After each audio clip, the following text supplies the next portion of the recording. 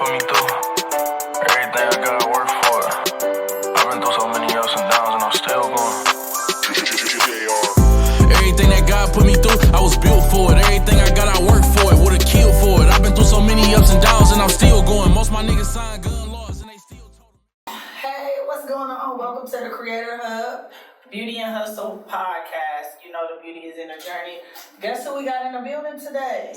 Elisha Reynolds, the owner of Building Black Bitches. Okay, Elisha. So we gonna go ahead and just dive right into it. I got a couple questions for you. So I heard you say building black bitches, right? Yes, ma'am. So a question, what does building black bitches mean to you? It stands for believe that I'm beautiful, impactful, trustworthy, confident, healing, educated sisters. Okay. And I'm sorry.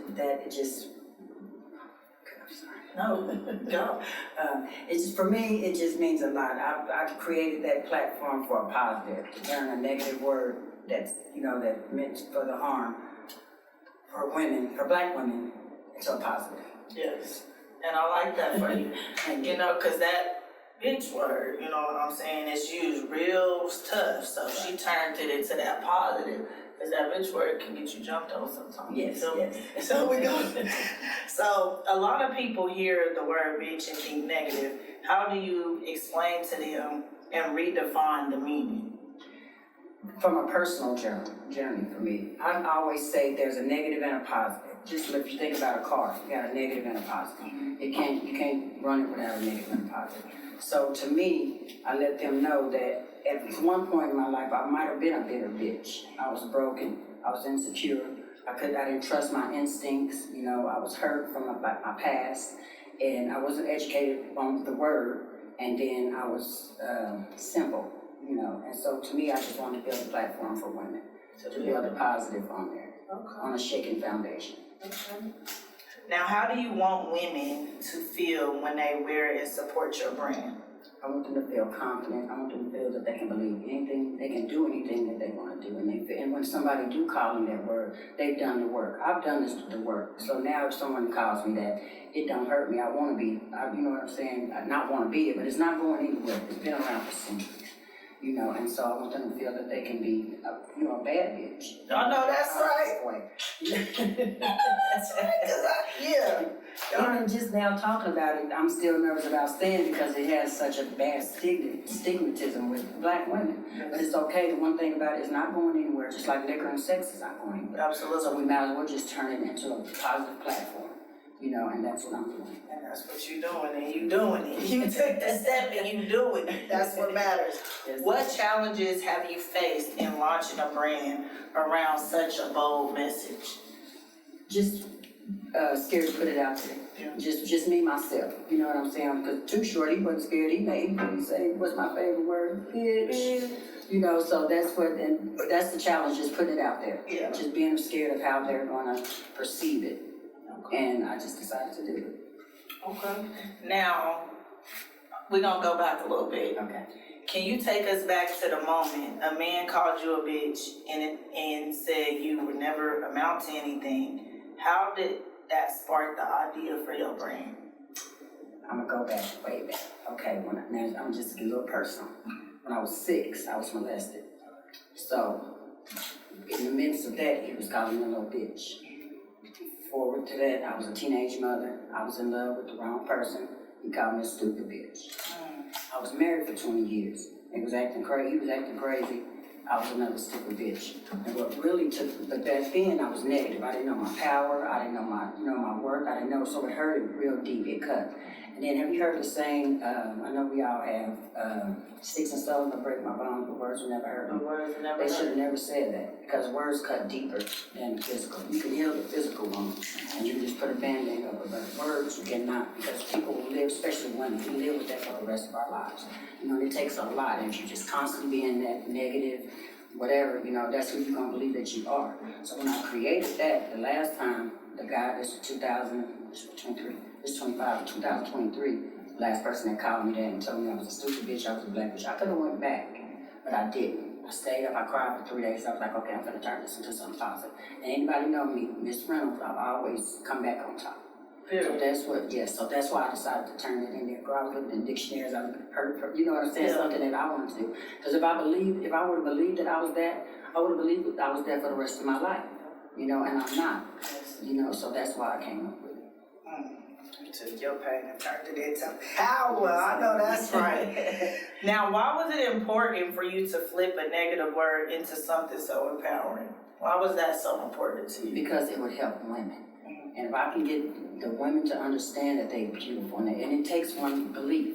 And the B stands for belief. I couldn't do it without the beautiful, because we are beautiful creatures. Black women are the coldest chicks on the earth. The coldest on the planet. You know what I'm saying? And they don't want to admit it, but we are. You know, and anything that I do in my life, whether it's negative, it's going to impact somebody's life. Yeah. God just blessed me with all my life. I've been able to empower women. You know what I'm saying? I've had a nonprofit that come to me. I'm always told to, even when I was going through what I was going through, I always wanted somebody to be better than me. And that's the importance of that. Building each other up. Building each other up. And like I was telling you, we have tools, you know what I'm saying? In a tool bag, you know, and I'll share about that for this description. Yeah. But a toolbox, a construction worker. He can't build nothing if he don't have his tools. If he don't have a drill, but if his coworker got a drill, he need his drill, he can borrow, and he can complete his job. So. Yes, I like that. I like that. You should have brought the presentation. I should have brought that. So we could have, dived in a little bit. Yes, ma'am. Now, what was the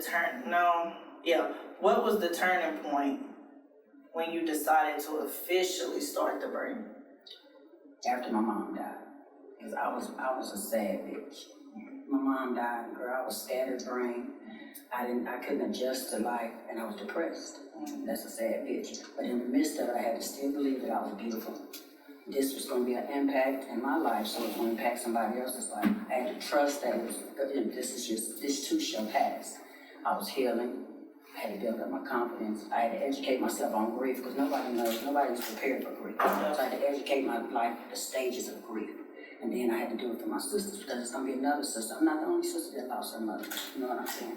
And my mom told me, she said, she's a Christian, she's the first lady. She said, girl, do it. I ain't going to wear the shirt, but I'm going to tell you, I know you win. I knew you win, you know. So she gave me, so once I did that, that was my therapy. Because I would say, okay, I'm going to do this again, I'm going to do it, but I cut it out just because of the word. Yeah. You know what I'm saying? I didn't want nobody to think that I was beating down on black women. That's what I wanted to do. Yeah. So after my mom died, I just got into it, and I just watched my podcast and just told myself I was going to do it. Mm-hmm. It's part of my healing. That's deep, and it's helping. Mm-hmm. It's helping, and when you know it's helping when you can come to the front line and speak on your pain and speak on your your journey. So I definitely respect that. You definitely got some respect for me. Thank you. You mentioned being bitter versus being hurt. How do you help women process that difference? We have to let them know bitter and we're angry. You know, because of something that happened to us in our past. You know, being in a bad relationship or whatever, just mad at somebody. And then hurt is just when it runs together to me. Mm-hmm. You know, it's just bitter and hurt. Well, bitter is more anger. Okay. But hurt is a natural feeling. You know what I'm saying? Because we're going to hurt regardless. But we have a choice. We don't have to be bitter. We don't have to act out. We don't have to, you know what I'm saying? It's our reactions, not our actions. Ooh. Yeah, say that one more time. It's our reactions, not our actions. Okay, not your actions, but how you react. You know what I'm saying? I was just telling something like that. That's very important. Mm-hmm. Now, in your experience, what are some most common struggles women face after leaving long relationships or marriages? Thinking they're nothing. Mm-hmm. Thinking that they can't make it. Thinking that they'll never find someone to love them unconditionally, and fearful. Just like I was married for 20 years.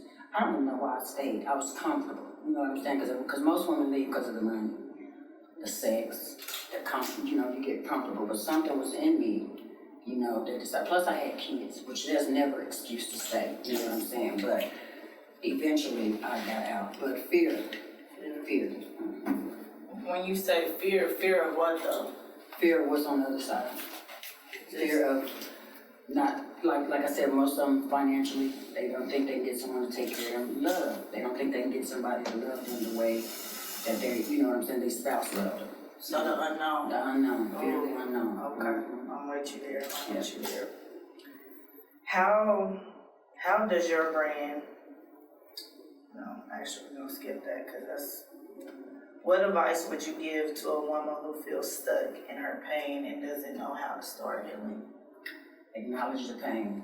Acknowledge what's causing the pain. And if you need to get help, get help. But the first thing about it is acknowledge it. Because we be in denial, you know what I'm saying? Especially when we're in relationships, we denial, you know what I'm saying? So just acknowledge it and figure out how to fix it. You know, fix it. And it's not easy. I could say here now to say it sounds easy, but it's not. You know, but yeah, just figure it out. Just know what it is, know where the pain comes from. And like, I'll use the example when I was married. I was married for 20 years, and I finally got a divorce, and I thought I had let it go. But the week of April 9, 2010, when I got those divorce papers, I was on the couch and I cried for 5 days. I didn't know what I was crying for. It felt like I was losing my mind. And so it felt like something just told me, the spirit just told me to go search Google. Back then it was like the AOL or whatever. Yeah. Life after divorce. As soon as I pulled it up, life after divorce, it felt like that. I got it. So I spent like 3 hours just Googling, reading everything, reading women's testimonies and stuff, and I felt better. That Saturday, I didn't cry. I didn't sleep. I didn't know what I was dealing with. So if you know what you're dealing with, you'll know how to process it. You'll know where the healing begins, where to start. Mm-hmm. Identifying the pain. Yeah. And do you feel like it's important, even when you identify the pain, do you feel it's important for them not to numb it, like actually feel it, go through it? You got to go through it. You know, and one thing about it, this is how people become alcoholics and addicts and stuff, because we spend years of trying to numb the pain because we don't want to feel it. But you have to feel it in order to know what you're dealing with and then to heal. You know, you're going to feel that scratch.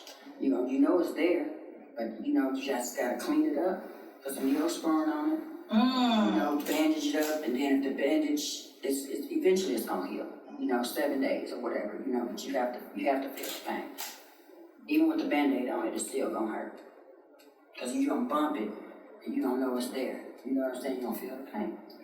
You don't feel it. Even when it's covered up with a Band-Aid. Yes, absolutely.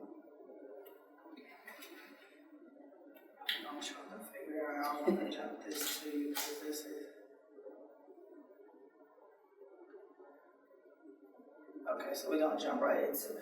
So how do you balance being a businesswoman while also carrying the responsibility of building up other women? Prayer, meditation. I spend so much time. I just learned here, just dealing with this, working with this. And in the morning I get up.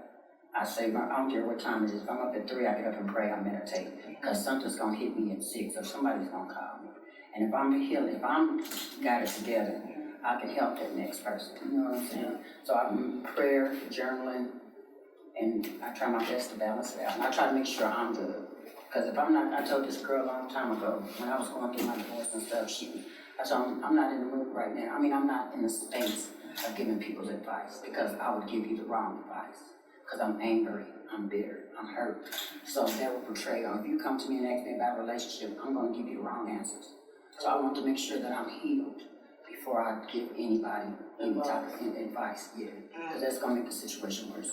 We need to normalize that. Yeah, you hear what she said? Heal first before you come trying to give me some advice. You hear? Because we don't want to be two broken people. Right. The blind leading the blind. That's it. That's it. And broken energy, I tell my granddaughters all the time, it attracts. If I got a bad energy or broken energy, I'm going to attract that. That's in a relationship. That's in any relationship, not just male and female, just any relationship. That is deep. Now, what's one lesson you've learned so far in business that changed the way you move?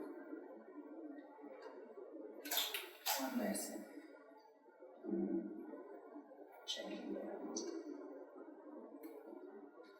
You gotta just, lesson, you gotta move quick. That's the lesson. Because if you don't, you're not gonna do, you know what I'm saying? Because if you just keep procrastinating, God gonna give it to somebody else. Hello. You know what I'm saying? I give you this dream, I give you this, I trust you with this, and you playing around with it, I'm gonna get it to the next person. Yeah. And I've seen that a couple of times over the years in my life to where I'll come up, he's giving me something, or the spirit, the universe, whatever they choose to call it, giving me something, and I don't move fast enough. But I see it, and I can't get mad. You know what I'm saying? Because I should have moved like that. You should have reacted. Yeah. Respond when you, especially when you praying for stuff. Yes, ma'am. And Yes, you ain't ma'am. paying attention, you're gonna lose your blessing for real. Yes. Now, what role does community play in your business growth and vision? A big role to me. I come from, and I've always been, like I said earlier, a go-to for young women. My heart has just went out to women, older women to myself, because I didn't know I was going to be 55, but that comes with a whole different, whole different ball game. But when I was younger, women would always come to me. These is young women that need help. I did daycare for 20 years, and so they would always come to me with advice and stuff, and they have children. So the women, the children, that's part of our community. And if you better the woman, you build a woman up, they're gonna build them children up.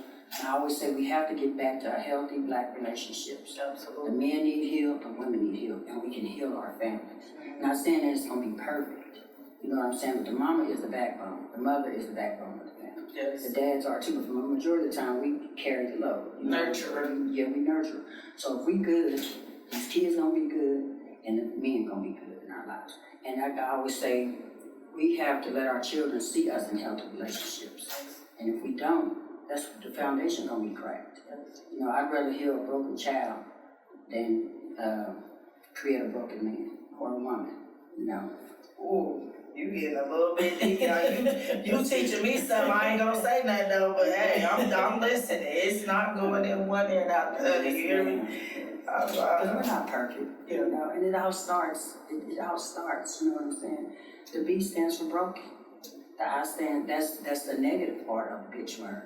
Insecure, you know what I'm saying? We don't trust ourselves. So I was timid, I was scared to speak up for myself. Because if I spoke up for myself, I was bitter, I was angry, I was mad. You know what I'm saying? I didn't have no confidence. I was hurt. I had to educate myself, and then it always go back to the sisters. I'm responsible for my sisters. We're responsible for each other, to heal each other. You know what I'm saying? And it's a tone. And when somebody call you a bitch in a bad tone, they're angry, they're bitter. They're not gonna say it. You know what I'm saying? They're not gonna tell you that. But you can tell them the way that they, you know what I'm saying? And when I was younger, I was 15, me and my friends, we was teenagers, it was like, hey, bitch. And then I knew something then.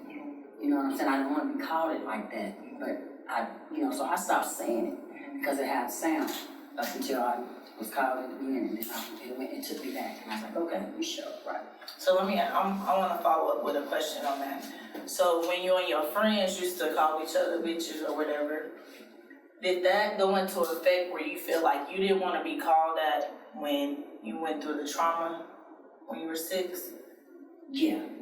So that's when what it took me back. You was like, no, I don't like that. I don't like that because it took me back. Yeah. It triggered something in me.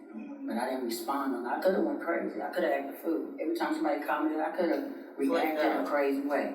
But something inside of me, I know it now. Something inside of me told me, chill out. You're gonna be all right. And it came, now it's coming full circle. Did you tell, like, when you and your friends would go through those moments, or even just individuals in general, did you have to give them that input, like, hey, I don't like that? I just stopped saying it. Yeah. I just when they called me that, I just shrugged it off. Because I didn't want my reactions to be in a negative way. Because they was okay with that. You know what I'm saying? And so for a long time, I didn't use that word. I didn't use it for a long time. So how long you think you ain't been using it in a negative way? Oh, girl, a long time. Probably in my teenage years. I didn't even want to call my friends that since we was teenagers, and that was the only thing, I never call. Now I'll call it one because I got a different meaning of it. Yes. You know what I'm saying? The tone is going to be different. It's going to build you up instead of break you down. Okay. So I'll use it now. You know what I'm saying? I'll use it now. But if it was in a negative way, I haven't used it in a long time. That's good, though. I never thought of it on that deep of a spectrum. I didn't either until they called me that, and I was okay. I want to be a problem to a solution to the problem. I don't want to be the problem. I could have flipped out. Yeah, I didn't. Absolutely. I chose not to. Now, Elisha, what do you want your brand to represent 5 years from now? Positivity for women. I want them to be able to build and pass on. You know what I'm saying? We all come from foundations. Some come from alcoholic foundations. Some come from sexual abuse foundations, crack foundations. We're not built, you know what I'm saying? Money foundations. So in the foundation, I want you to be able to notice the cracks and the crevices in the foundation and build. And that's what I want my brand to be. That's why it's called Building Black Bitches. We're gonna build. And that's just a phase of it. Another phase will be a phase in my life. I'll be 55. You know what I'm saying? That's like I said, that's a whole different, we deal with a whole different lifestyle. You know, then I got another phase, and a lot of people ain't gonna like this, but we got God bitches. Nobody, What? God bitches. What do you, elaborate? Christian, in the Christian side. And because, and the reason I say that is because they gonna come after me, because they gonna think that I'm calling women, they gonna, oh, we're not gonna say that. You know what I'm saying? So that's a whole nother genre. That's a whole nother. That's a whole nother. That's a whole nother thing. Ooh, you deep.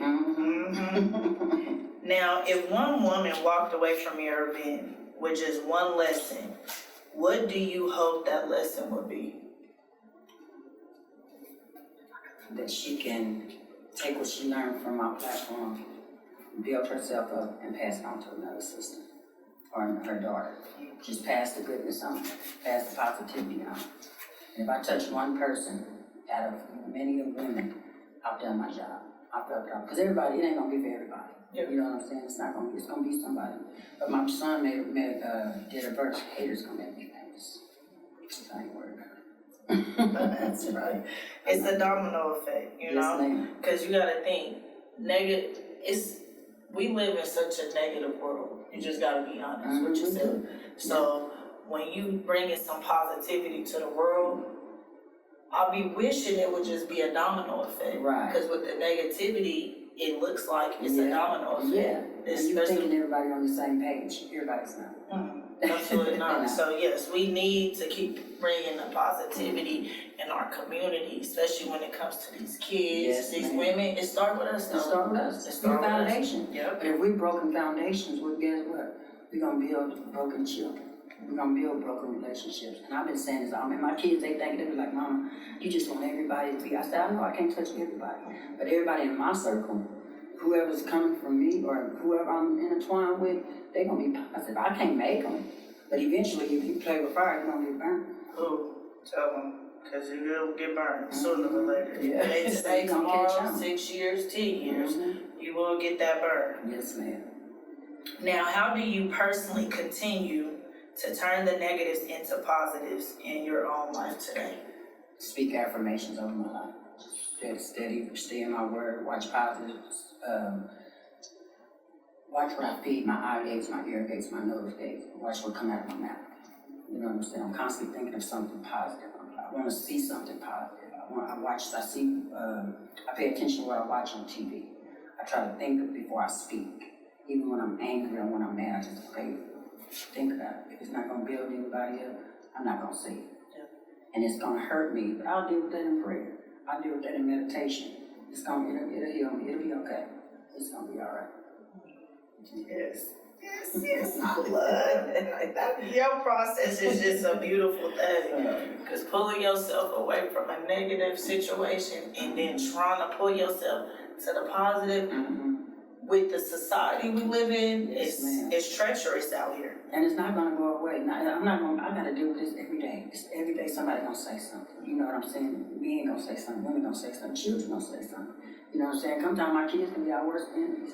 And then people be calling their mamas that, you know, but it's the foundation. It's what they raise, how they see people talk to each other, you know, and it's just They crazy. think it's normal. They think it's normal.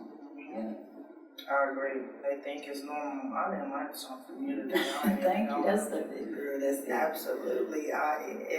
It starts with us. It starts Women, with us. message. Yeah. It starts with us. Starts with us. Let's stop not taking accountability. It starts with us. Literally, it does. Now, we're going to jump more into your entrepreneurship. Okay. What is one, no, hold on. There's so many questions. I just wanted to dive in a little bit.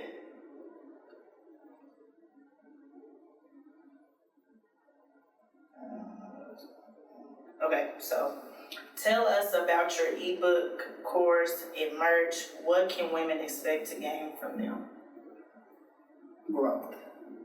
Anything that I put out there, you're gonna grow. If you want to change your life, or you want to heal, you want to get be on a new journey. My ebooks, my merch is gonna create growth. It's gonna spark something in you to tell you, okay, I need to fix this. And you ain't gotta tell nobody. You can fix stuff on the down low. You know what I'm saying? Meditation, prayer. I journaled for years. I was younger, and my grandma would always tell my mom, I would always keep a pencil on the paper. She said, that little girl gonna be somebody. And I looked at the same grandma she gave, I was 14. The other day I looked, she gave me a Bible. I still got that Bible right today. It was only like over 38 years ago. I still got it. But I want them to grow, you know what I'm saying? And it gotta be a choice. You know, because we can be stubborn sometimes, because we're so used to negative stuff. We're so used to living this poverty lifestyle or negative lifestyle. We think that's all it is to life. But if I can say one thing, if they come to my events or they see me wearing something, and I'm gonna tell them what it stands for, it's gonna trigger something if they want it, if they want to heal. Right, they gotta want it. They gotta want it. We have to want to heal. Absolutely, They gotta want it. If you don't want it, it ain't gonna work. It's not gonna work. How does your brand and your upcoming ebook and your courses help guide women from brokenness to empowerment? How does it help? From brokenness to empowerment. It gives them step-by-step instructions. In the ebook, it'll tell you, okay, you use this tool for something. This tool is used for something. What's your triggers? You know, just basically, it's going to help them deal with what they're dealing with. Because it's going to be some hard. You got to do the work. It's going to hurt. Like we said at the beginning, it's going to hurt, but you got to acknowledge it. You got to accept it. You got to figure out what you're going to do with it. And that's what my ebooks is, instructions. Everything is going to have meditations, it's going to have books, it's going to have resources in there. People that they can watch that help me along the way. Whatever Ayana Von Zant, she, 1997, One Day My Soul just opened up. That's the book, I still got it. I put it on Facebook the other day. That's one of the books that helped me on my spiritual journey. That helped me. What is the book called? One Day My Soul just opened up. And it's a journal within a book. And so I watched her over years, but that's one of the ones that I still have that made a big impact in my life. So it helped you? It helped me, yeah. What made you, now I know we did some discussion where you wanted to have this empowerment event for women, you know. Now what made you decide to host a woman empowerment event at the Creator Hub? Because I think it's time. And you guys are a community. I've been watching you guys' reels and stuff. I'm like, okay, I gotta get in there. You know, and it's positive, and we need that. And everything that we have, that you guys have here, is what I'm looking for. You know, so it's a space, it's a community. I see you guys working together, and that's what I need. You know, we all need that. We have to, you know what I'm saying? I see that when like I was telling you before, I travel to different cities and stuff, Atlanta, Texas and stuff. And one thing, I don't care what they got going on, they gonna work together. You know what I'm saying? They're going to work together. They're going to get that money. They're going to heal people. You know what I'm saying? They're going to do it. And that's what we need to. And that's why I decided to come here. Yes.